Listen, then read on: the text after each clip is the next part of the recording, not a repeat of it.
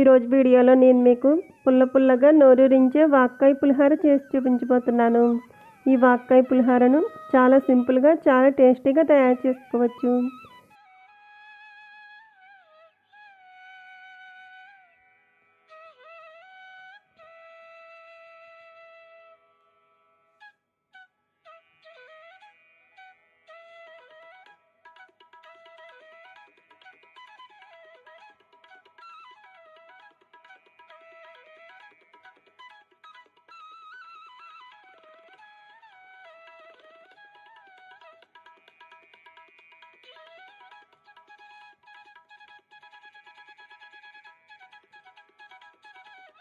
ఈ ప్రాసెస్లో చేసుకున్నట్టయితే పుల్లగా నోరూరించే వాక్కాయ పులిహోర రెడీ అవుతుంది.